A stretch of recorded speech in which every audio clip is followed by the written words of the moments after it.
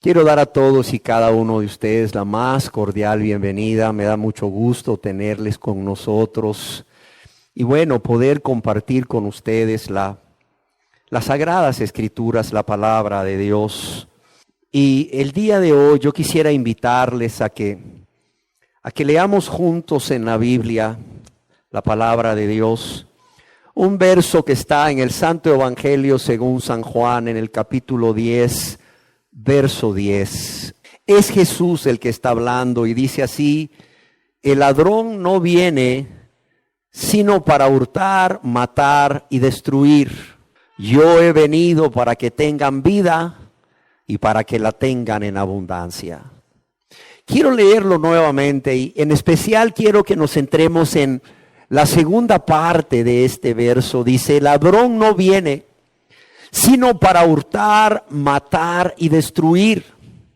Y hay mucho que decir acerca del ladrón y quién es el ladrón o quiénes son los ladrones y cuáles son los efectos trágicos para la vida de la persona que es expuesta a este ladrón o está expuesta o está a merced de este ladrón o estos ladrones. Dice: el ladrón no viene sino para hurtar, matar y destruir.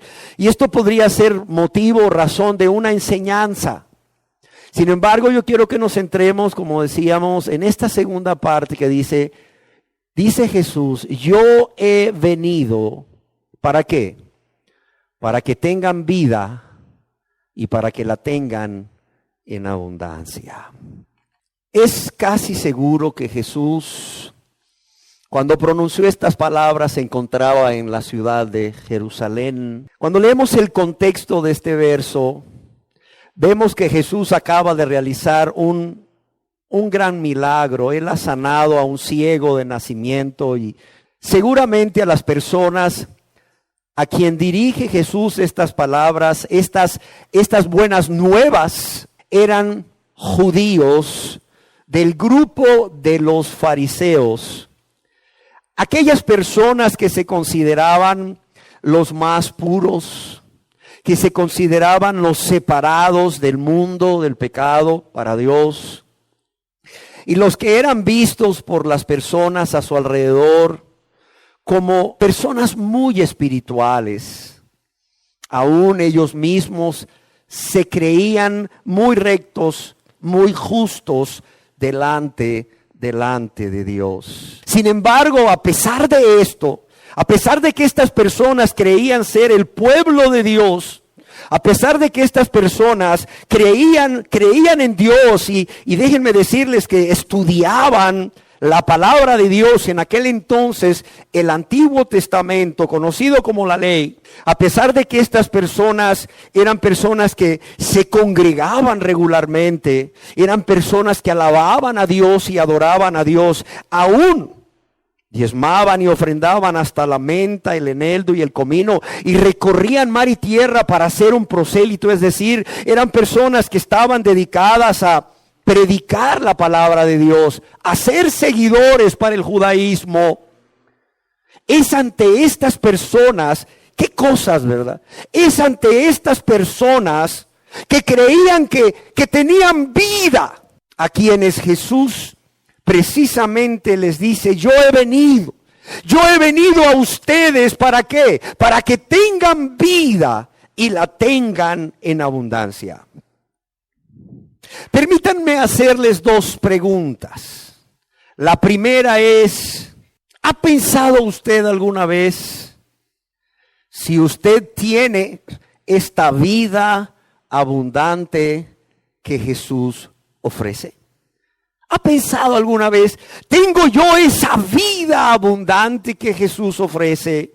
La segunda pregunta es: ¿ustedes creen que las personas que dicen ser cristianas actualmente tienen esta vida abundante que Jesús ofrece? La repito. ¿Ustedes creen que las personas que dicen ser cristianas actualmente tienen esta vida abundante que Jesús ofrece? Es más, por favor, permítanme hacerles una tercera y cuarta pregunta. Y la tercera pregunta sería: ¿Ha escuchado a usted a personas que cuando se les comparte o se les predica el evangelio, es decir, las buenas nuevas de salvación, responden: para ser cristiano como fulano de tal, para ser cristiano como fulana de tal, mejor soy como soy? ¿Ha escuchado usted esta respuesta? Y una cuarta pregunta, y esta es: ¿qué estilo de vida o conducta están viendo las personas hoy en día en aquellos que dicen ser cristianos o que dicen ser cristianas? En aquellos que dicen ser hijos de Dios y ser hijas de Dios. El día de hoy, con la ayuda de Dios y su palabra, yo me propongo hablar acerca de esa vida y de esa nueva vida que Cristo ha venido no solo a ofrecernos, sino que también ha venido ¿a qué? A darnos. El día de hoy me propongo, con la ayuda de Dios y su palabra, hablarles a ustedes acerca de esa nueva vida que Cristo ha venido a darnos, y que, por cierto, Jesús nos dice que es una vida ¿cómo? Es una vida abundante, es una vida abundante. Y es por eso que he titulado esta enseñanza: la vida abundante que Jesús ofrece. Y quisiera retomar para ello esta última pregunta, esta cuarta pregunta, que es: ¿qué estilo de vida o qué conducta están viendo las personas hoy en día en aquellos o aquellas que dicen ser cristianos, que dicen ser hijos o hijas de Dios? Seamos honestos. ¿Quién me quiere ayudar? Hoy no he venido a criticar a nadie, pero he venido a hablar de una realidad.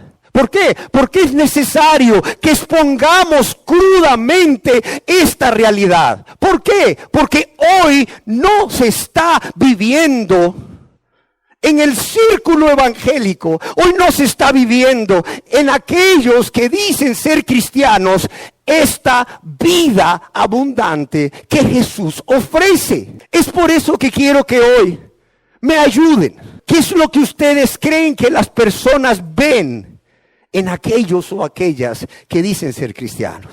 Y para esto necesito que ustedes me digan qué es lo que ustedes ven.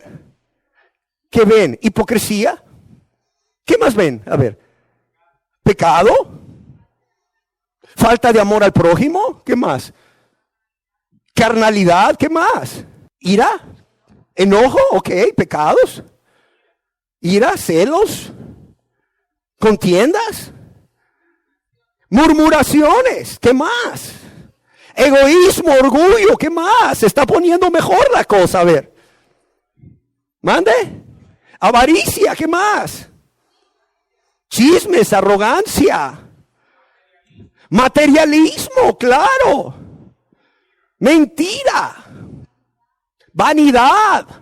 Oiga, estamos hablando de gente que dice ser cristiana, estamos hablando de gente que dice ser hija de Dios. Sin embargo, tienen un estilo de vida caracterizado por todo esto que ustedes han dicho muy acertadamente. Yo he tratado de ordenarlo para ustedes. ¿Qué están viendo?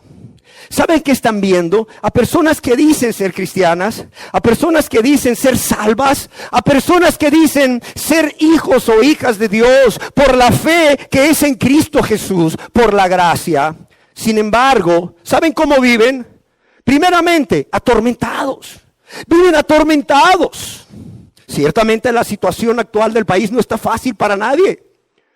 Pero estas personas, lejos de mostrar un gozo y una paz que viene del saber que hay un Padre en los cielos que sabe lo que necesitamos antes de que se lo pidamos, ¿sí o no? Viven atormentados, viven al borde del colapso por ese estrés de las presiones diarias de la vida, o bien porque están sufriendo ya las consecuencias de algún pecado que practicó o sigue practicando.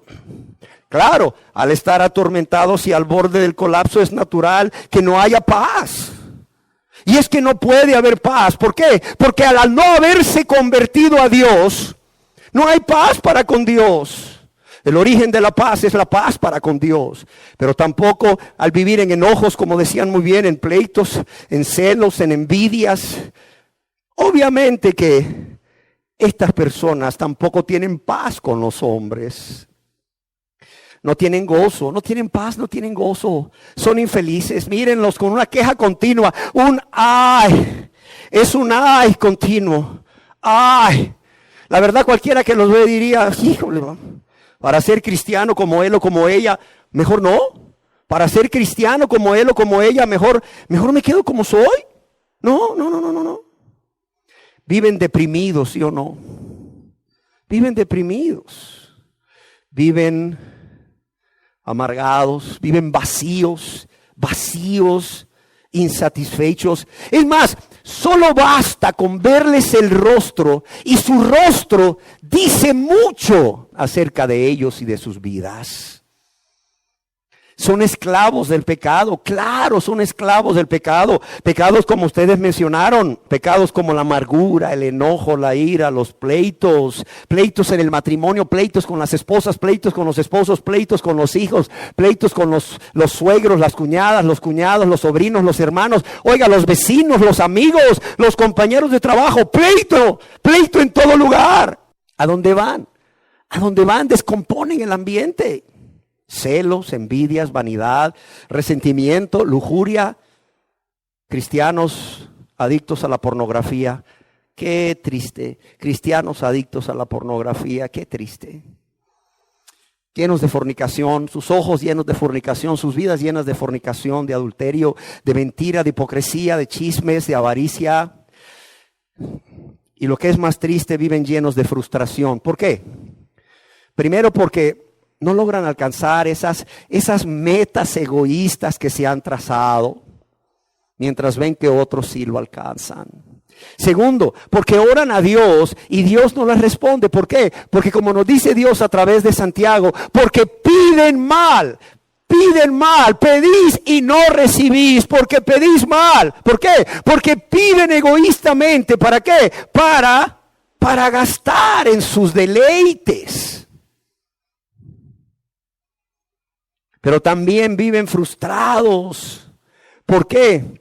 Porque desean satisfacerse con los deleites temporales del pecado.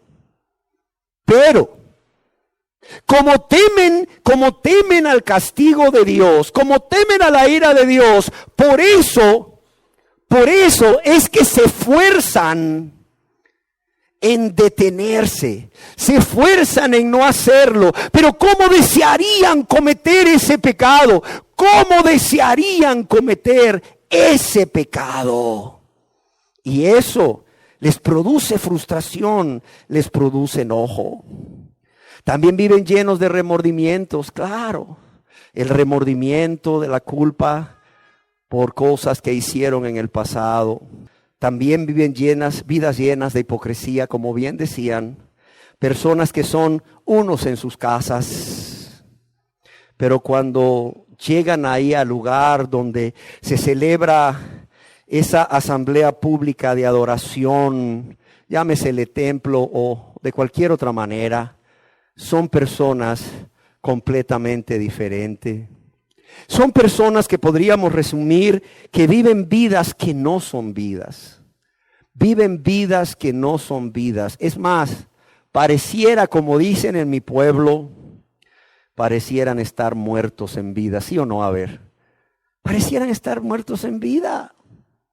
¿Y cuál es el problema de esto? El problema de esto es que no solo ellos están vacíos, infelices, o ellas están vacíos o infelices, sino que cuando las personas a su alrededor ven este estilo de vida o esta conducta en los que dicen ser cristianos, tristemente estas personas a su alrededor se forman un concepto erróneo, se forman un concepto totalmente equivocado de lo que es cristianismo, de lo que es ser cristiano, de lo que es ser hijo o hija de Dios. Es más, de lo que es la vida abundante que Jesús ofrece.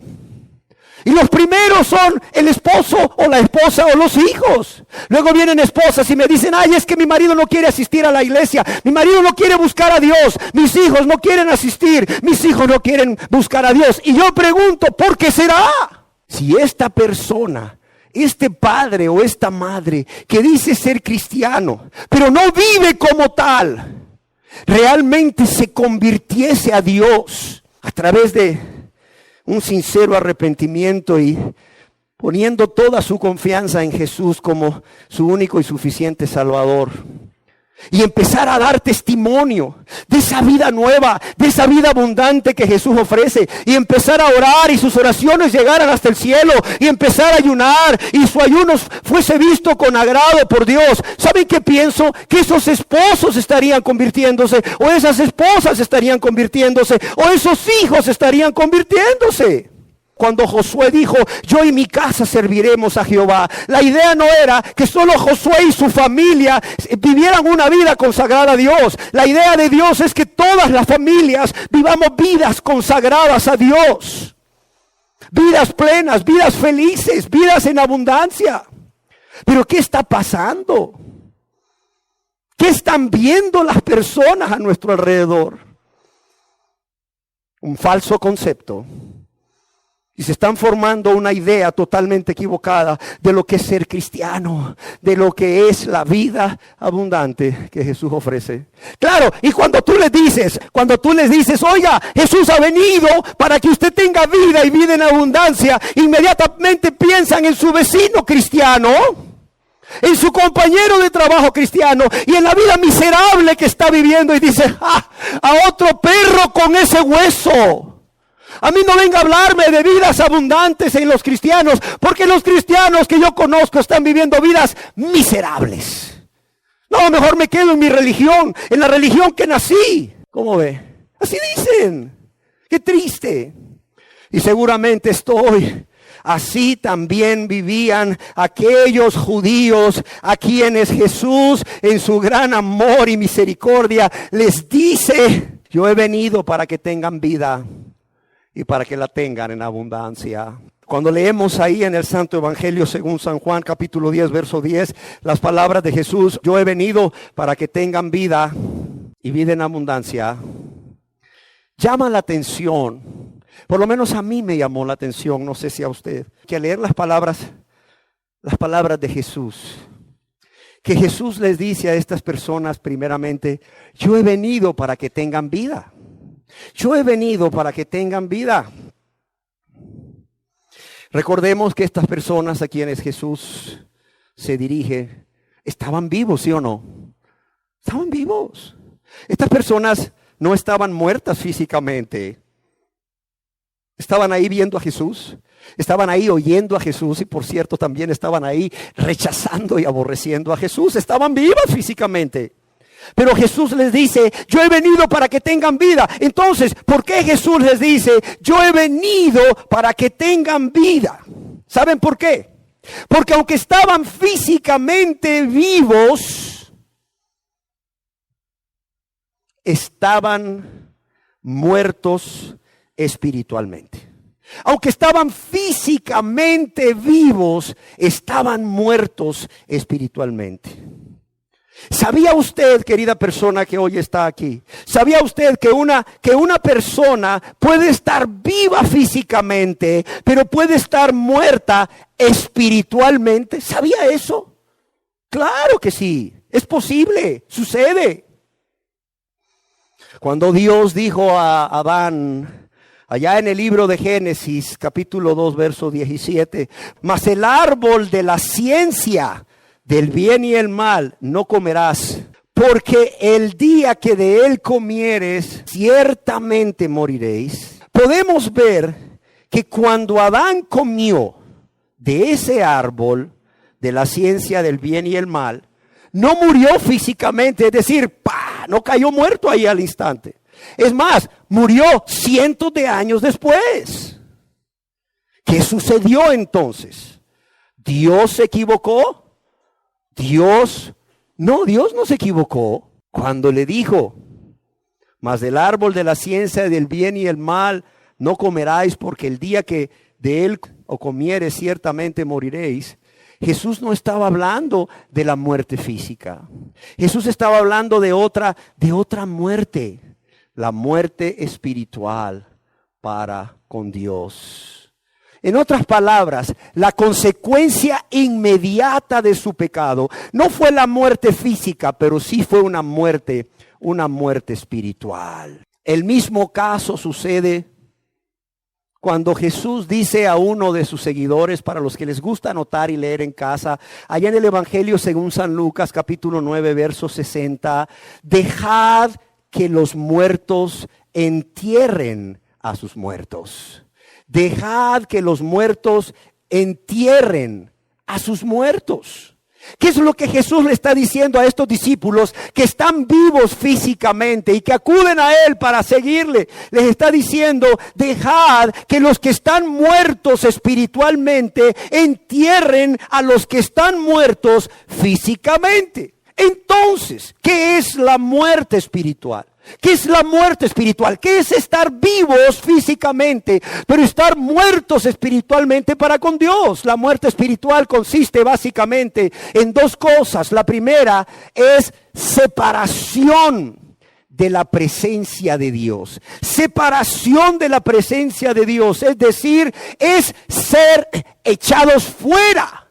Es ser echados fuera de la presencia de Dios. Pero no solo es separación de la presencia de Dios, sino que también es ausencia de comunión, ausencia de compañerismo, ausencia de una relación de amistad con Dios. De modo que la persona que está muerta espiritualmente, yo diría que es más grave que el que está muerto físicamente. Porque el que murió físicamente, pero murió con vida en Cristo, no hay problema. Pero el que vive físicamente, pero está muerto espiritualmente, esa persona está separada, óigalo bien, de la presencia de Dios. Esa persona ha sido echada fuera por el mismo Dios. Dios le ha dicho: vete de mi presencia, no te quiero ver.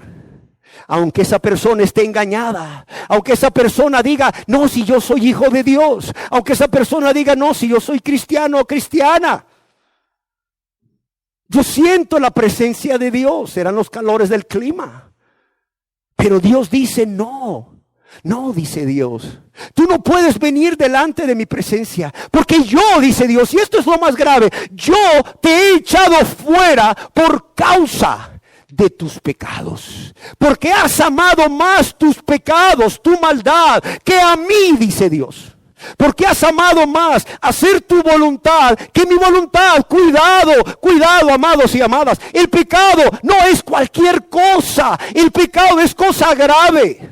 Cuando una persona peca, inmediatamente, óigalo bien, es separado de la presencia de Dios. Dios no le recibe, por eso no recibe sus oraciones. Por eso mucha gente en pecado dice: pero es que Dios no me escucha. Claro que no le escucha. ¿Y cómo le va a escuchar? Si está separado de Dios. Dios le dijo: salte, no te quiero ver, fuera. ¡Qué grave! Y lo otro es que no hay relación de amistad. No hay relación de amistad entre esa persona y Dios. Al contrario, hay una relación de enemistad. Hay una relación de enemistad con Dios. Y por esa razón es cuando Adán y Eva pecaron. No murieron físicamente.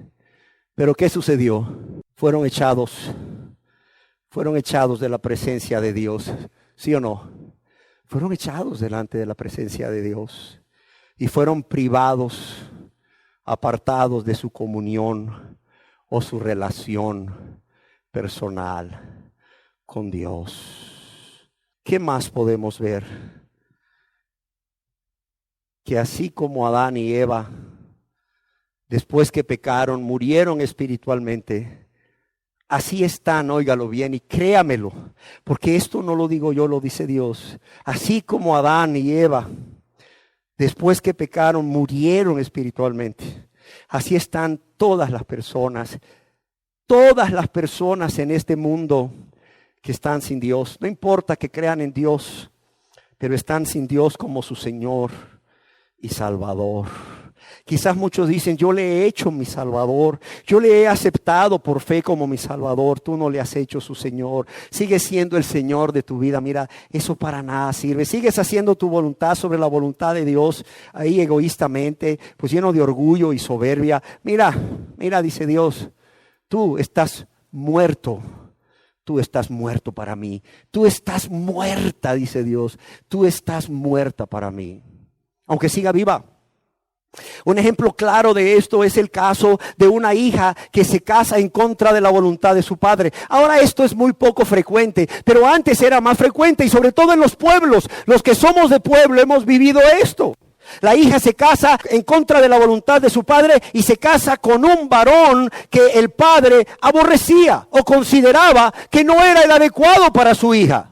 Quizás con mucha razón, pero la hija enamorada se casa con él. ¿Y qué dicen los padres, especialmente el padre? ¿Saben qué? Mi hija fulana de tal murió para mí, está muerta, ¿sí o no?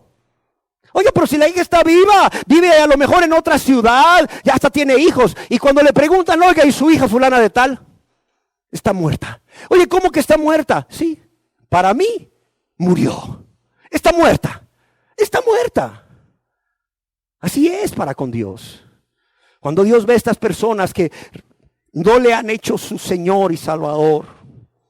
Cuando Dios ve a estas personas, y cuidado si tú, querida persona que estás aquí, eres uno de ellos o de ellas. Cuando Dios ve a estas personas que aún insisten en vivir una vida de práctica, de pecado, ¿sabes qué dice Dios? Dios dice, tú estás muerto para mí. Tú estás muerta para mí. ¿Por qué? Porque la paga del pecado es ¿qué? Es muerte. Tristemente para muchos la paga del pecado es muerte física. Pero la paga del pecado siempre, óigalo bien, siempre va a ser una muerte como muerte espiritual. El apóstol Pablo también confirma esta verdad acerca de cuál es el verdadero estado espiritual de las personas que no se han convertido a Dios a través de un sincero arrepentimiento y una confianza en Jesús como su único y suficiente Salvador y Señor. Cuando él en su epístola o en su carta a los Efesios, capítulo 2, verso 1, dice a estos cristianos de Éfeso acerca de su vida pasada, les dice, y Él os dio vida. Fíjese lo que les dice a estos cristianos. Y Él dice, os dio vida a vosotros. ¿Cuándo? Cuando estabais, ¿qué? Muertos en vuestros delitos y pecados. Y Él dice, Dios os dio vida a vosotros cuando estabais muertos en vuestros delitos y pecados. Una persona que vive practicando el pecado, ¿cómo dice Dios que está? Está muerto. Vivo para nosotros, pero muerto ¿para quién? Muerto para Dios. Quizás usted se pregunte cuál es esa vida que Jesús viene a darnos, esa vida en abundancia. Yo quiero decirles que en la Biblia, la palabra de Dios, se utilizan varios términos en el griego para definir la palabra vida, especialmente tres que nos interesan. Una de ellas es bios, otra es psique y otra es zoe. La vida bios en la Biblia se refiere a la vida biológica o la vida natural que tenemos todos los seres humanos. Esa vida que comienza al nacer y que termina ¿cuándo? Termina al morir. La vida psique o suke se refiere a la vida del alma. Comprende las emociones, los pensamientos, la voluntad, la personalidad. Y esta vida psique o del alma es una vida que existe en tanto que el hombre vive, en tanto que el ser humano tiene aliento o hálito de vida. Sin embargo, cuando Jesús nos dice, yo he venido para que tengan vida y vida en abundancia, la palabra que aquí se utiliza en griego es la palabra zoe, es la vida zoe. ¿Y qué es esta vida zoe? Es la vida espiritual. Es la vida de Dios que obtenemos de Dios. ¿A través de quién dice aquí? ¿A través de quién? A través de Jesucristo. Por eso cuando hablamos de vida, podemos hablar de bios. Podemos decir que una persona tiene bios, tiene vida física, vida natural, pero no tiene zoe, no tiene vida espiritual y por tanto está como, está muerto espiritualmente. Ahora bien, ya vimos al inicio cómo no es esa vida abundante que Jesús ofrece, cómo no es. Ahora yo quisiera que viéramos cómo es esa vida que nuestro Señor y Salvador Jesús nos ofrece a todos. No solo a un grupo, no, nos ofrece a todos.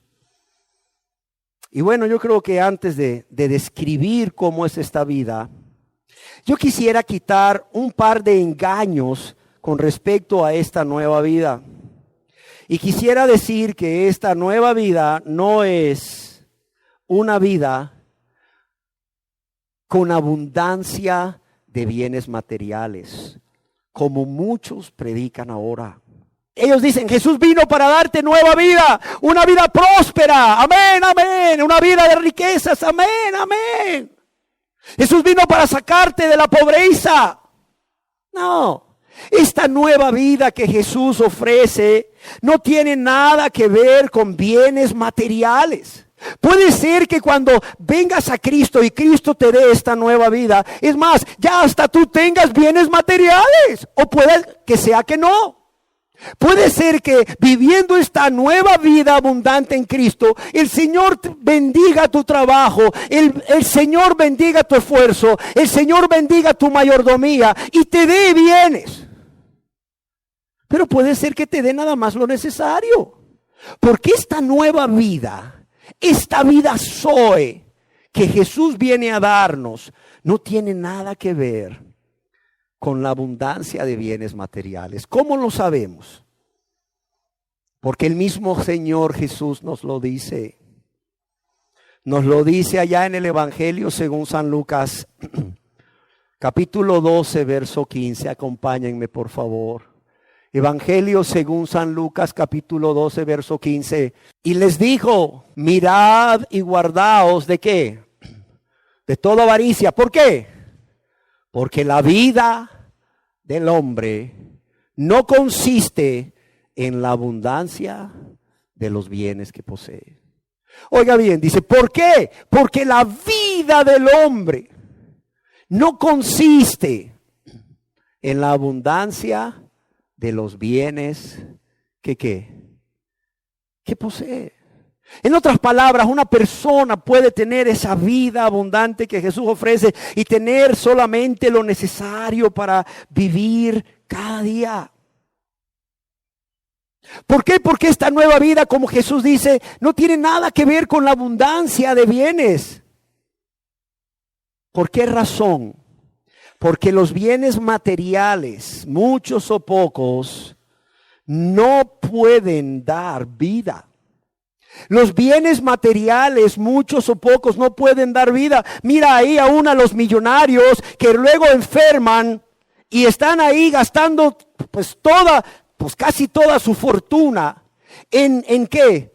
En visitar países o visitar médicos que puedan sanarle de tal o cual enfermedad, de modo que puedan vivir muchos años más. Pero ¿qué vemos? Que a pesar de que invierten millones y millones en tratar de encontrar esa cura para esa enfermedad, y no estoy diciendo que sea malo, pero ¿cuántos gastan tanta cantidad de dinero para tratar de obtener la salud tan anhelada, y finalmente mueren, no les sirvió de nada? La abundancia de riquezas no les sirvió de nada, no les sirvió para darle vida, no les sirvió para darle salud. Además,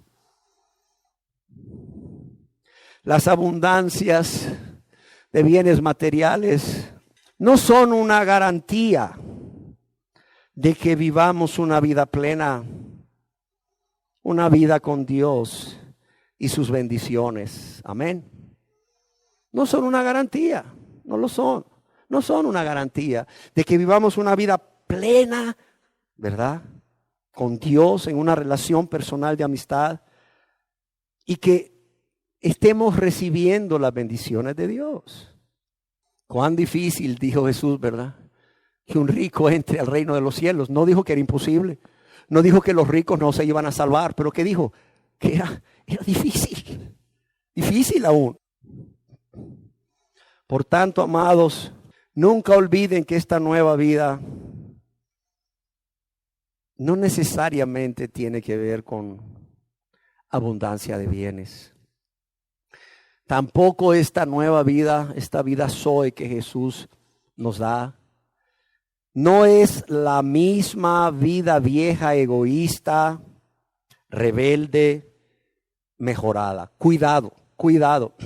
Muchas personas empiezan a asistir a algún lugar donde se predica la palabra de Dios como este, o a leer la Biblia, y empiezan a darse cuenta que hay cosas que son pecado, que Dios les llama pecado. Pero también empiezan a darse cuenta que por causa de hacer esas cosas, la ira de Dios está sobre de ellos. Y entonces, ¿qué hacen? Empiezan a reformarse, es decir, empiezan a dejar estas cosas.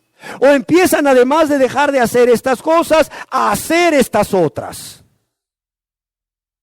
Eso es una reforma.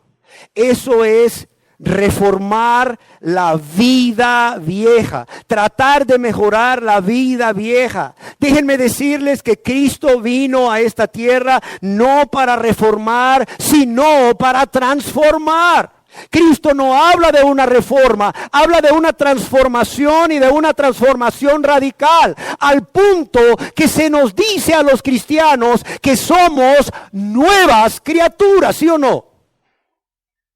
¿Así es o no es así? No se nos dice que somos las viejas criaturas reformadas, ¿o sí? No se nos dice que somos las viejas criaturas que vamos cambiando poco a poco, que vamos cambiando por áreas, que vamos cambiando en el tiempo del Señor. No. El que está en Cristo Jesús, dice el apóstol Pablo a los Corintios, nueva criatura es. ¿Sí o no? Y define quién es esa nueva criatura o cómo es esa nueva criatura. Dice, las cosas viejas, ¿qué? Pasaron, aquí todas van siendo transformadas poco a poco. Ah, ¿no dice así? Ah, caray, ¿cómo dice entonces? Todas las cosas son hechas, ¿qué? Nuevas. Entiendo por eso que el 98% nuevas. Todavía hay un 2% de viejas, ¿es así? No, ¿verdad? Todas, ¿y todas qué quiere decir? 100%. Ah, caray. Entonces dirán ustedes, ¿quién es cristiano? ¿Existen los cristianos? ¡Claro que hay! Y son nuevas criaturas. Y todas las cosas viejas pasaron. ¿Por qué? Porque han renunciado a ellas. ¿Por qué? Por amor a Dios, por amor a su prójimo. Porque ya no quieren ofender a Dios y a su prójimo. Punto. Ya, se acabó la vieja vida egoísta. Punto. No es la misma vida vieja mejorada, con cambios solamente temporales y externos. No. Es para comenzar una vida nueva. El apóstol Pablo en su epístola a los Romanos en el capítulo 6, en el verso 4 nos dice, leamos juntos Romanos capítulo 6, verso 4. Dice, porque somos sepultados juntamente con Él, juntamente con Jesús. ¿Para qué? Para muerte, ¿por qué? Por el bautismo. A fin de que como Cristo resucitó de los muertos por la gloria del Padre, lea conmigo aquí, dice, así también nosotros andemos ¿en qué? En vida nueva. Dice, así como Cristo resucitó de los muertos, así como esa resurrección fue una realidad, ¿sí o no? Un hecho real, ya sucedió. Es una realidad la resurrección de Cristo para la gloria del Padre. Así también es una realidad y para la gloria del Padre que los cristianos deben andar ¿cómo? En vida nueva. Los cristianos debemos andar en vida nueva. Entonces, esta vida que Jesús nos ofrece es vida nueva. Es nueva en tiempo, primeramente. ¿Por qué? Porque inicia, no desde que nacemos. No, inicia en el mismo momento en que nos convertimos a Dios. En el mismo momento en que nacemos de nuevo. Por tanto, si inicia en el mismo momento en que nos convertimos a Dios, entonces no es la vida vieja. Por eso es que es nueva. Es nueva en tiempo para diferenciarla de la vida vieja, pero también es nueva en calidad. Es nueva en calidad. ¿Por qué? Porque también es tan diferente de la vida vieja. ¿Por qué? Porque es radicalmente opuesta. ¿Cuánta gente sigue viviendo la misma vida vieja mejorada y dice: yo soy cristiano, yo soy salvo por la fe que es en Cristo Jesús? Mentiras, engaño. La vida que Cristo viene a darnos es una vida nueva, y es una vida nueva en tiempo y en calidad, es decir, es radicalmente opuesta a la vieja vida. Por cierto, si usted anhela la nueva vida que Cristo ofrece, es la misma vida de Cristo. Usted dirá: ¿cómo sí? Es la misma. Jesús viene a darnos la misma vida de Él cuando Él caminó en esta tierra. Como verdadero Dios, sí, pero también como verdadero ¿qué? Como verdadero hombre. Porque así fue Jesús. Verdadero Dios y verdadero hombre. Entonces Jesús dice: esa vida que yo ya viví, esa vida que yo ya viví con la ayuda del Espíritu Santo, esa misma vida que ustedes me vieron vivir, esa misma vida es la que yo quiero darles. Y aquí quisiera hacer un paréntesis. ¿Cuántos de aquí quisieran tener la misma vida de Cristo cuando Cristo caminó en la tierra? Levanten la mano. ¡Wow! Así es. Yo creo que todos queremos esa misma vida. Es la vida de Cristo cuando caminó en esta tierra. ¿Y saben por qué quisiéramos tener esa vida? No solo porque es la vida de Cristo, sino porque es una vida que es realmente vida. La otra vida es una caricatura de vida, es un espejismo, es una mentira, es un engaño. La otra vida, la vida que ofrece Satanás y el mundo y el yo, es una vida de engaño, es un fraude. Te ofrece pero no te cumple. ¿Sí o no? Es una vida que ya describimos muy bien. Pero la vida nueva, la misma vida de Cristo, esta vida que sí es vida, es una vida de plenitud, déjeme decirle, de plenitud. ¿Por qué? Porque estarás completo en Dios. Un día en un país europeo, en un parque al mediodía, estaba un obrero de una fábrica comiéndose un pedazo de pan y un vaso de agua, ahí sentado en una banca, comiendo, ¿verdad? Viendo a su alrededor los árboles, los pájaros, el día soleado, feliz. Y pasó un hombre vestido impecablemente de traje y lo quedó viendo y le dijo: oiga, ¿puedo hacer una pregunta? Y aquel le dijo: sí, cómo no, con mucho gusto, señor. Y le dijo: ¿cómo puede usted verse tan feliz? Mire, yo lo he estado observando desde hace un rato, señor, le dice. Y he visto que en realidad en usted hay gozo, hay paz, hay felicidad. Y cuando veo lo que almuerza, porque eso es todo lo que está almorzando, ¿verdad? Y le dijo: sí. Cuando veo que solo tiene por almuerzo un pedazo de pan y un poco de agua, yo me pregunto: ¿cómo puede usted ser tan feliz? Comiendo solamente un pedazo de pan y bebiendo agua. Y él lo quedó viendo con una sonrisa y le dijo: ¿sabe por qué soy feliz? Porque tengo pan, porque tengo agua y porque tengo a Dios en mi corazón. Tengo a Dios morando en mí. Eso es parte de esa vida abundante que Jesús te ofrece. Una vida que es vida, una vida plena, una vida llena de satisfacciones.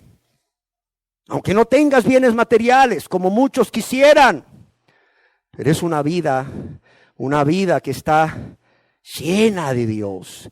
Una vida que está llena del Espíritu Santo y está completa en Dios. Mira, si tú y yo tenemos a Dios, lo tenemos todo. ¿Sí me entienden? Si tú y yo tenemos a Dios, lo tenemos todo. Si tú y yo no tenemos a Dios, no tenemos nada. Somos las personas más miserables. Somos las personas más dignas de lástima que existen. Aunque tengamos todo. Aunque vivamos en una casa de millones, andemos manejando un vehículo de millones, aunque comamos manjares diarios, banquetes con esplendidez, pero si no tenemos a Dios morando en nuestro corazón como Señor y Salvador, no tenemos nada, óyelo bien, no tenemos nada. Esta vida es una vida plena, llena de satisfacciones. ¿Por qué? No por lo que tienes, sino por a quién tienes en tu corazón. Sí, no por lo que tienes, y lo repito, sino por a quién tienes morando en tu corazón, a Dios. Es una vida que finalmente tiene sentido, así. Es una vida finalmente con propósito. Es una vida donde, además de que Dios lo llena todo, es una vida donde Dios es el centro, porque nosotros hemos decidido hacerlo el centro.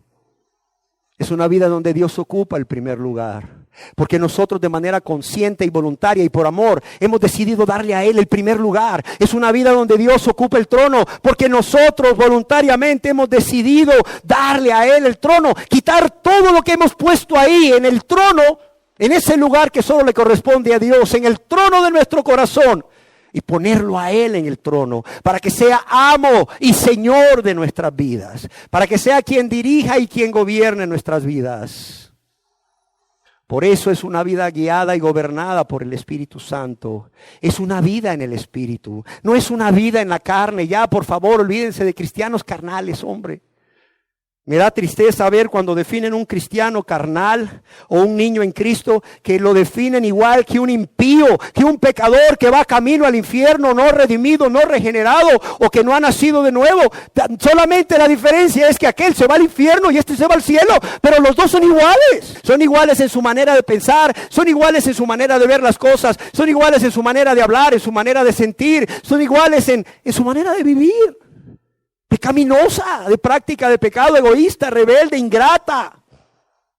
No, la nueva vida es una vida gobernada por el Espíritu Santo, porque nosotros voluntariamente le hemos dado el control. Le hemos dicho: Señor Jesús, nos has lavado y nos has limpiado. Señor Jesús, a través de tu muerte en la cruz y tu resurrección, nos has hecho libres. Gracias, Jesús.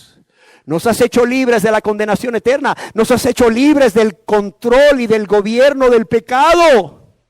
Pero aquí estamos, libres como nos has hecho, entregándote nuestras manos, entregándote nuestras vidas para ser tuyos, para ser tus siervos, para que tú seas el amo y Señor de nuestras vidas.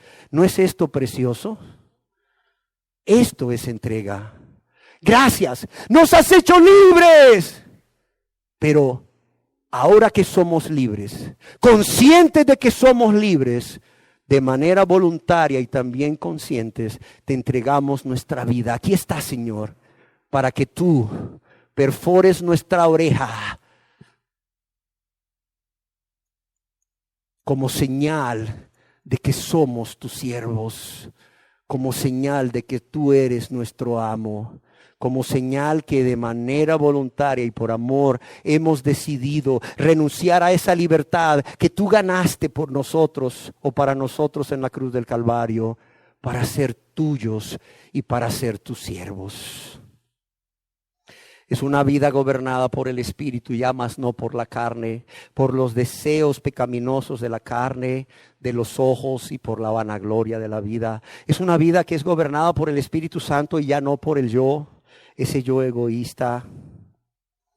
Es una vida ciertamente, amados y amadas, donde hay paz con Dios, Y no solo hay paz con Dios, ahora hay una relación de amistad con Dios. Y cuando venimos delante de la presencia de Dios, no venimos ante un extraño, no venimos ante un Dios que ha dicho, sal fuera de mi presencia, no quiero ni verte, sal fuera de mi presencia, porque estás muerto para mí. No, ahora es lo contrario. Llegamos ante la presencia de Dios y nos encontramos un Padre amoroso que nos dice, ven, te he extrañado, ven, pasa adelante, siéntate aquí conmigo, cuéntame, platícame.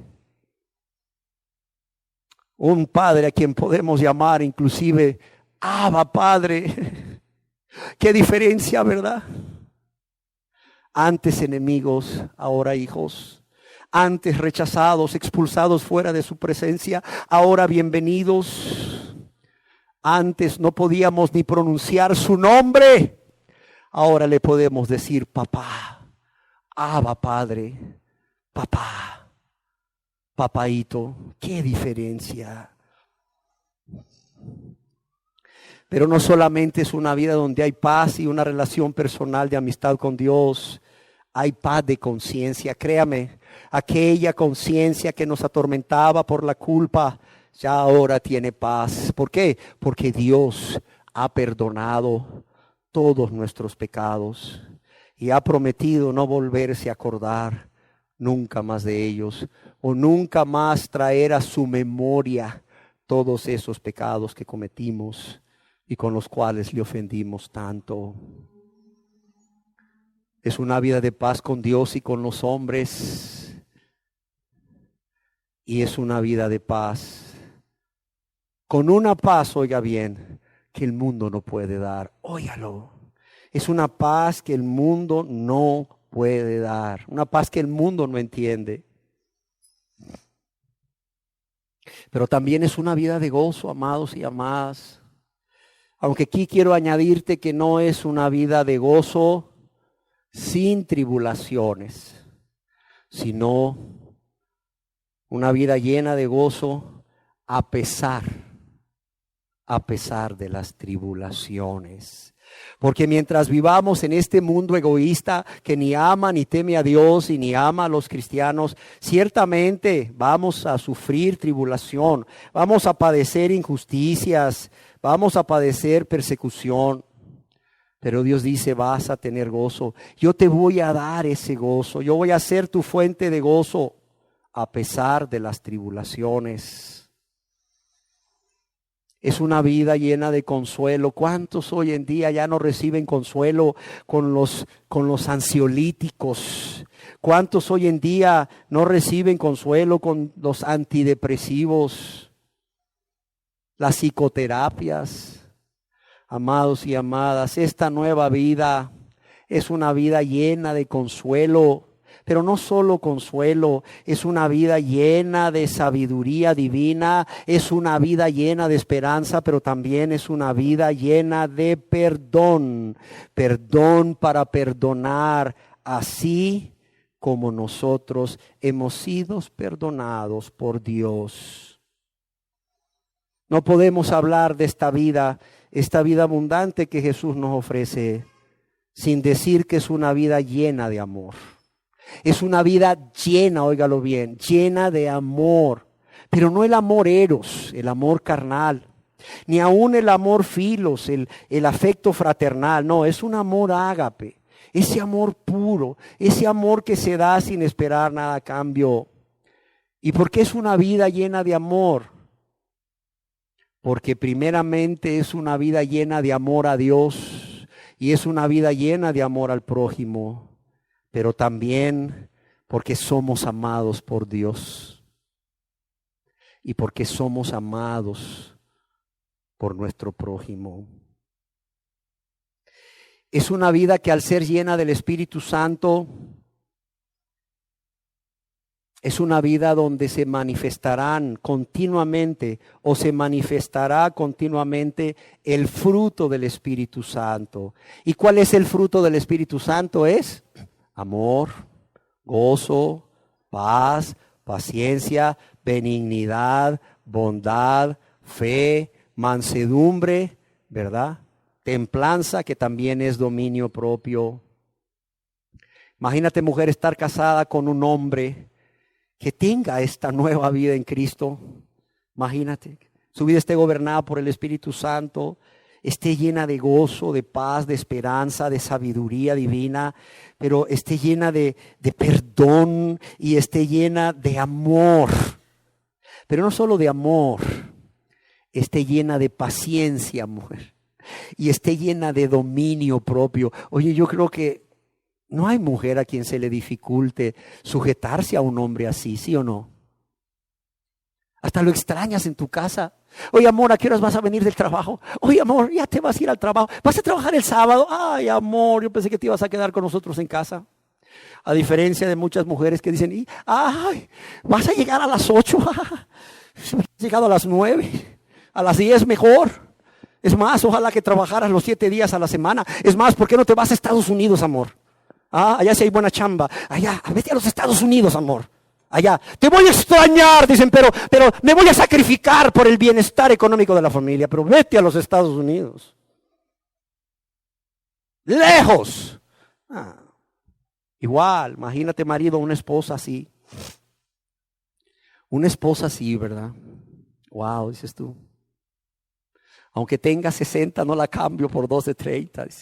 Porque la belleza interior de esta mujer, al tener esta nueva vida en Cristo, es mayor, sobrepasa la belleza de las de 30. Aunque tenga 60. ¿Cómo ven? Es una mujer de la cual no es difícil enamorarse cada día más, ¿sí o no? Imagínense, hijos, si ustedes tuvieran estos padres con estas características de esta nueva vida, quisieran ser como sus padres y seguramente a los 12, 13 años de edad estarían tomando decisiones importantes en su vida como es decidir ser amigos de Dios, entregarle su vida a Dios para vivir para Él, para amarle, para agradarle, para servirle, para estar con Él y hacer cosas juntos.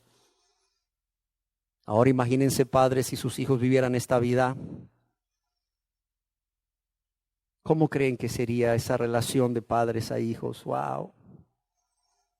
No habría abuso físico, psicológico para esos hijos, ni para esos padres a veces.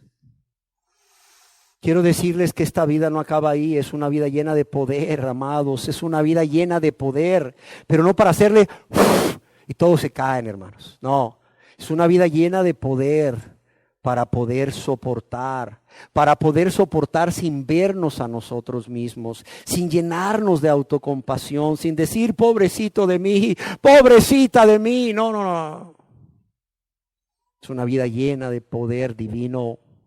Es una vida llena de poder para decir no al yo que quiere volver a tomar el control de nuestras vidas, que quiere volver a tomar el lugar de Dios, pero también es una vida de poder para decir no a Satanás y no a las tentaciones. Por tanto, es una vida libre ¿de qué? De práctica de pecados. Y es una vida de obediencia a Dios. ¿Por qué? Porque ahora el deseo del corazón de la persona es agradar a Dios en todo. Agradar a Dios en todo lugar y en toda circunstancia por amor a Dios y al prójimo. Y aunque decíamos al principio que no es una vida que consiste en abundancia de bienes materiales, sí quiero decir y asegurar de parte de Dios que es una vida donde las necesidades básicas de nuestras, es una vida donde las necesidades básicas nuestras y de los de nuestra casa estarán suplidas. Hablo de necesidades, no de caprichos. Hablo de necesidades, no de deseos superfluos. Necesidades básicas nuestras y de las personas que habitan en nuestra casa estarán suplidas. ¿Por qué estarán suplidas? Porque tenemos, como dijimos, un Padre en los cielos que sabe lo que necesitamos aún antes que se lo pidamos. Por cierto, es una nueva vida con relaciones interpersonales profundas. ¿Sabes qué pasa si no tenemos esta nueva vida? Nuestras relaciones interpersonales son superficiales. Son superficiales. ¿Por qué? Por temor. Temor a que nos hieran de nuevo. Temor a que nos lastimen de nuevo. Temor a fracasar sentimentalmente de nuevo. Pero en esta nueva vida no hay temor. ¿Por qué? Porque el amor echa fuera el temor.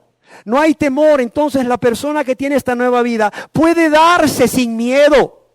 Puede darse. Y eso hace que hayan relaciones interpersonales profundas, con lazos fuertes que los unen con otras personas, sean estos familiares, sean estos amistades o hermanos en la fe. Pero también, amados, quiero decirles que es una vida útil a Dios para ser usados para la extensión de su reino. La persona tiene una pasión, tiene un fuerte deseo de hacer la voluntad de Dios. No solo obedeciendo sus mandamientos, sino haciendo todo aquello que sea necesario para la extensión del reino de Dios, para que otros, al igual que él o ella, puedan tener esta nueva vida en Cristo Jesús. Pero no solo es una vida útil a Dios, es una vida útil a su prójimo. ¿Por qué? Porque al estar esta nueva vida libre de egoísmos, la persona, antes que dar, se da. ¿Sí se entiende? Antes que dar, a ver, ¿cuánto necesitas? A ver, aquí está. ¿Qué necesitas? Esto, llévatelo. Antes que dar, se da. Y eso hace la diferencia. Es una nueva vida que se deleita en la oración, porque se deleita en Dios. Y es que no es cuestión de que Dios ahora es tu amo, tu Señor, ¿verdad? Y bueno, pues no tienes de otra y ni modo, ahora eres siervo. No. Es una vida que se deleita en Dios. Yo pregunto, ¿qué no hace un hombre enamorado? ¿Qué no hace una mujer enamorada? Pídele lo que quieras, te lo da, si está en sus posibilidades. O aún ve cómo le hace. Es la nueva vida de un hombre enamorado, es la nueva vida de una mujer enamorada de Dios el Padre, de Dios el Hijo Jesús y de Dios el Espíritu Santo. Y por tanto le encanta estar en su presencia, anda sacándole tiempo al tiempo para estar orando, ahí leyendo, meditando la Biblia. Pero también es una vida que es eterna.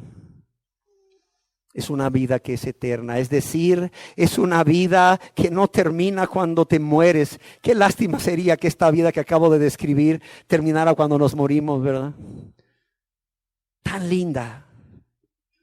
Es una vida que es eterna y por tanto continuará con Dios en el cielo, donde aún será mejor, donde no habrá más llanto, donde no habrá clamor ni dolor. Al contrario, Dios nos promete en su palabra, para aquellos que les gusta anotar, en el Salmo 16:11, donde habrá, dice, plenitud de gozo. Óigalo bien. No solo no habrá lágrimas, no solo no habrá llanto, clamor o dolor, sino que habrá plenitud, dice, plenitud de gozo. A ver, ¿qué piensan ustedes cuando escuchan la palabra plenitud? ¿Quién me quiere ayudar? Lleno, claro, lleno. ¿Qué más? Superabundancia. Dice que allá en el cielo, en la presencia de Dios por toda la eternidad, los que han vivido esta vida abundante en la tierra y mueren tendrán una vida plena, una vida mejor aún, una vida completa, llena, una vida donde hay plenitud de gozo.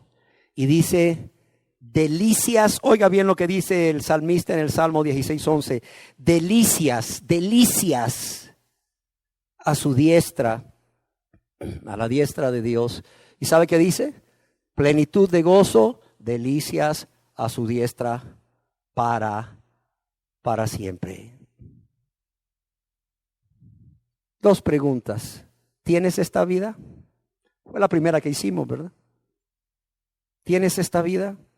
Si eres honesto o honesta y dices, no la tengo, te hago otra. ¿Te gustaría tenerla? ¿Te gustaría tenerla? Si te gustaría tenerla, y me voy acercando al final, lo primero que debes saber es que Jesús es la única fuente de esta vida. Tú no puedes tener esta vida aquí en la tierra y luego por la eternidad si Jesús no mora en ti. Si Jesús no es tu Señor y Salvador. ¿Sí se entiende?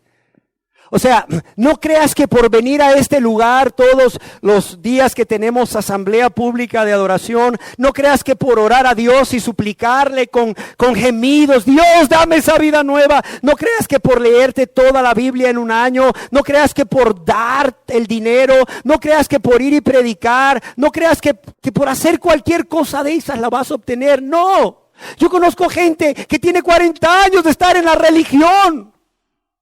No tienen esta vida. ¿Por qué? Porque la fuente de esta vida no es la religión, ni los ritos, ni lo que haces o dejas de hacer. La fuente de esta vida es única y exclusivamente Jesús.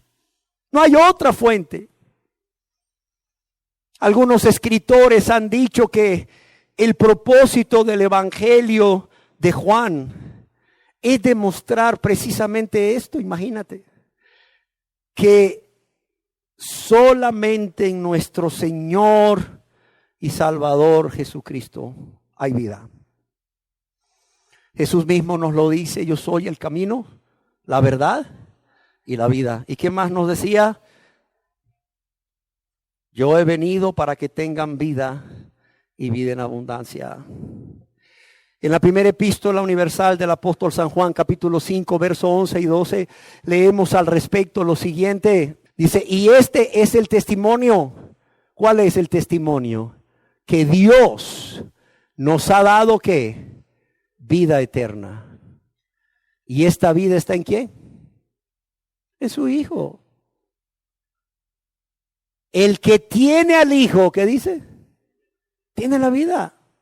El que tiene al Hijo morando en él o en ella como su Señor y Salvador personal. El que tiene al Hijo tiene ¿qué? Tiene la vida. Y el que no tiene al Hijo de Dios, ¿qué dice? No tiene la vida. Oye, pastor, pero mira qué bonito predica. No tiene al Hijo de Dios, no tiene la vida. Oye, qué bonito ora. No tiene al Hijo de Dios, no tiene la vida. Oiga, pero es que usted no sabe cuánto ese hombre o esa mujer está ofrendando para el ministerio. Oiga, no tiene a Dios, no tiene la vida. Punto. Así de sencillo. El que no tiene al Hijo de Dios, ¿qué dice? No tiene la vida. No nos engañemos. No nos engañemos. Entonces, lo primero que tenemos que saber, si deseamos tener esta vida, es que no hay otra fuente. La única fuente de esta vida es el Hijo de Dios y su nombre es Jesucristo. En segundo lugar, o la segunda cosa que debemos saber, es que esta vida nueva que Cristo nos da es obtenida solamente ¿por qué? Solamente por gracia. Es decir, gratis. Oiga, ¿usted me está diciendo que no tengo que pactar? No. ¿Usted me está diciendo que no tengo que sembrar una buena semilla? No. No. Es gratis. Es gratis. Si tú pactas para tener esta vida, entonces la estás comprando. Si tú le das algo a Dios a cambio de esta nueva vida, entonces estás ¿qué? Estás obteniéndola en tus fuerzas, por tus medios o tus méritos. Y es por gracia. Es gratis y es por gracia, amados y amadas, porque es algo que Dios nos da como un regalo, pero también entiéndalo, es algo que Dios nos da inmerecidamente, no como algo por lo cual hicimos algo para ganarlo o obtenerlo, sino gratis, por gracia. En la epístola a los Efesios, capítulo 2, verso 4 y 5, el apóstol Pablo nos dice, pero Dios, yo quiero que lo lean conmigo, pero Dios, que es rico en misericordia, por su gran amor con que nos amó, aún estando nosotros muertos en pecados, nos dio vida juntamente con Cristo, por gracia sois salvos. Es por gracia. Es por gracia. Y no solo es por gracia, ya lo leímos, es por amor. Es por amor. Por amor a los que no le amábamos. Es que por eso es por gracia. Por eso es un favor inmerecido. Porque ¿qué éramos antes de convertirnos a Dios? Pecadores, rebeldes, ingratos. Piensen lo que éramos. Enemigos de Dios, egoístas, amadores de nosotros mismos más que de Dios, amadores del mundo y las cosas del mundo más que de Dios. Y a estas personas, Dios, en lugar de condenar, ¿qué hizo? Amarnos. Ahí está. ¿Qué hizo? Amarnos. Con el gran amor, o por el gran amor con que nos amó. Estando muertos en nuestros pecados, nos da vida con Cristo y nos salva. Y nos salva por amor y por su gracia. Y en tercer lugar, debemos saber que esta vida se obtiene cuando Dios nos perdona todos nuestros pecados. En ese momento que Dios nos perdona todos nuestros pecados, Dios nos da a través de Jesucristo esta vida. En la epístola del apóstol San Pablo a los Colosenses, capítulo 2, verso 13, leemos: y a vosotros, estando muertos en pecados. Fíjese cómo se repite el estado espiritual de la persona sin Dios como su Señor y Salvador. Muertos, dice, muertos. Y a vosotros, estando muertos en pecados y en la incircuncisión de vuestra carne, ¿qué dice aquí? Os dio vida juntamente con Él. ¿Qué dice aquí? Perdonándoos todos los pecados. Perdonándoos todos los pecados. En el mismo momento en que nos arrepentimos y confiamos en Jesús como nuestro único y suficiente Salvador, y confesando nuestros pecados a Dios, suplicamos perdón y creemos que nos perdona, en ese mismo momento Dios nos perdona nuestros pecados y nos da vida y vida en abundancia. No esperes esta vida si no has ido a Jesús para hacerle tu Señor y Salvador. No esperes esta vida, mira, tratando de hacer cosas para ganarte esta vida. No te la vas a ganar con nada. Acuérdate que la vida está en Jesús y en tenerlo a Él en nuestras vidas como Señor y Salvador. Y que esta vida comienza en el mismo momento en que Dios perdona todos nuestros pecados. En ese mismo momento. Sin embargo, no puedo terminar esta enseñanza sin hablarles de una triste realidad. ¿Y cuál es esa triste realidad? Que a pesar de que Jesús ha venido a ofrecernos vida, a pesar de que Jesús dejó el cielo, a pesar de que Jesús dejó la gloria y vino a esta tierra y se hizo hombre para morir por nosotros. ¿Y de qué manera murió por nosotros? Para darnos esta vida.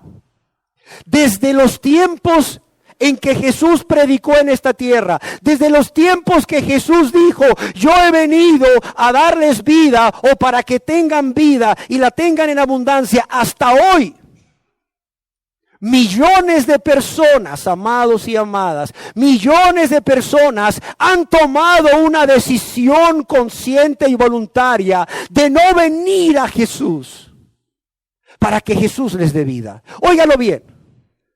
Desde que Jesús pronunció estas palabras hasta el día de hoy, millones de personas se rehúsan, resisten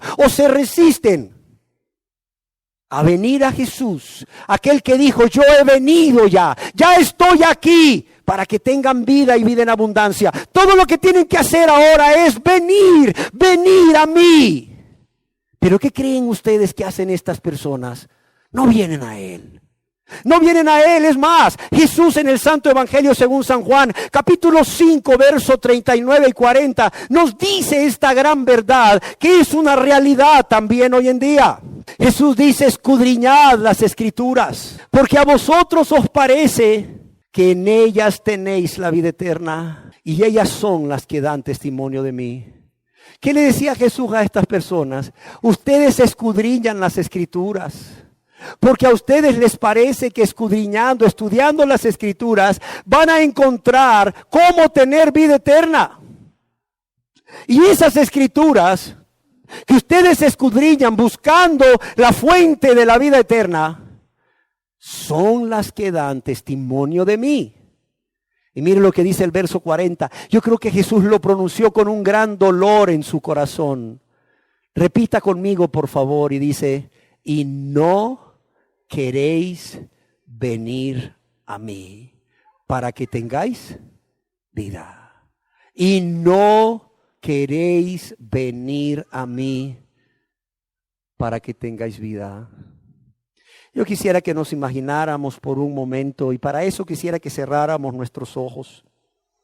Yo quisiera que nos imagináramos por un momento a Jesús caminando en esta tierra y bueno, que nos transportáramos casi 2000 años atrás, al año 30 después de Cristo, y que nos imagináramos a Jesús ahí en la ciudad de Jerusalén, y que nos imagináramos a Jesús diciendo estas palabras, y no queréis venir a mí. Sin embargo, ustedes se niegan a venir a mí para recibir esa vida. Yo creo que había dolor en el corazón de Jesús, dolor al ver el rechazo, dolor al ver el desprecio hacia su persona y hacia la vida y vida abundante y vida eterna que les ofrecía.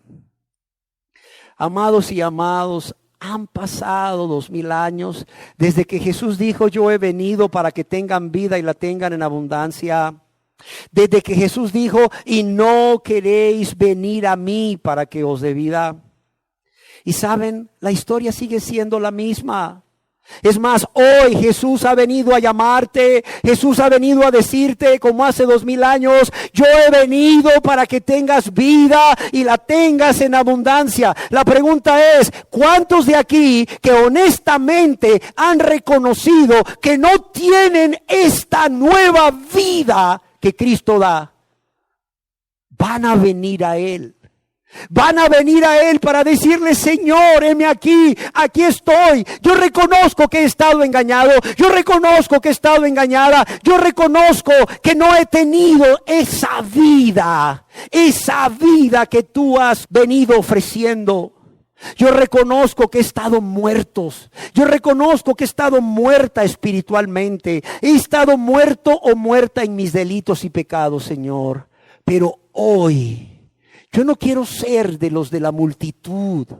No quiero ser de los de la multitud que se fueron, que te rechazaron y que no vinieron a ti con un corazón contrito y humillado, arrepentido, suplicándote perdón, suplicándote misericordia y suplicándote esa nueva vida. ¿Vendrás a Él?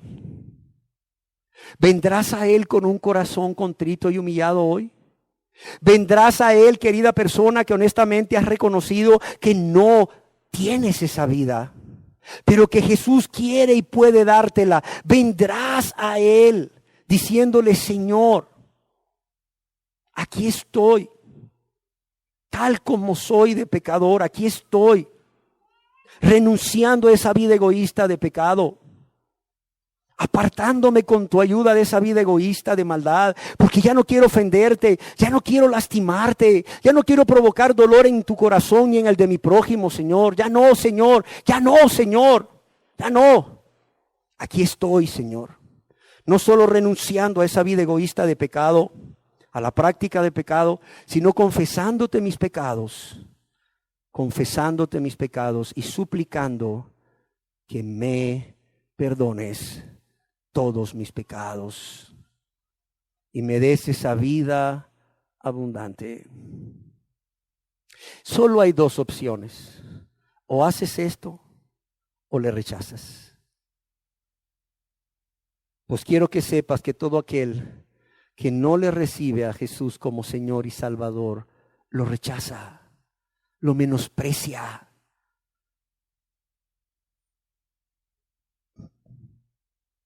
Jesús quiere darte esa vida nueva, esa vida verdadera, pero primeramente tienes que reconocer que nunca la has tenido, que todo lo que has hecho es reformarte y no permitir a Dios que te transforme, o no venir a Dios para que te transforme.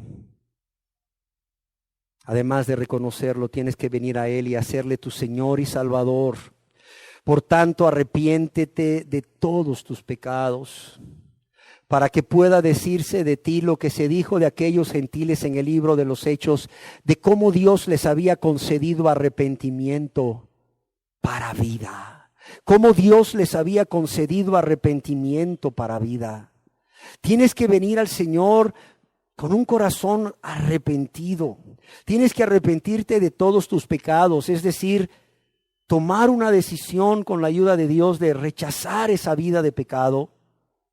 Pero también tienes que confiar en Jesús como tu único y suficiente Señor y Salvador, quien por amor a ti murió en la cruz del Calvario, pero también resucitó de entre los muertos con poder, no solo para perdonarte, sino también para darte vida y vida en abundancia. Créeme que si tú haces eso, el Señor que ofrece vida, te dará vida a través de su perdón. Pero Él no puede hacer lo que a ti te corresponde. Venir a Él en lugar de rechazarle. Venir a Él arrepentido de todos tus pecados y confiando en que al morir Él en tu lugar, Él recibió el castigo que tú debías recibir, y por tanto Dios ahora puede perdonarte y decirle: Señor, me arrepiento de todos mis pecados y confío en Jesús como mi único y suficiente Salvador, y le recibo como mi Señor, y confío que Él me perdona todos mis pecados, pero también me da esa nueva vida en abundancia. Gracias quiero darte hoy, Dios, por habernos traído una palabra de esperanza y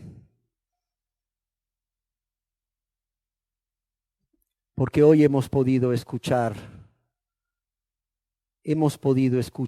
decirnos: yo he venido para que tengan vida y vida en abundancia. Y porque todos los que están aquí, que han reconocido que no tenían esa vida, hoy, Señor, han tenido acceso a ella por medio de la fe que es en Jesucristo. Gracias, Señor. Gracias por tu palabra. Gracias por cada persona. Gracias por cada persona que sí tomó la decisión de arrepentirse y confiar en Jesús como su único y suficiente Salvador y hacerle su Señor.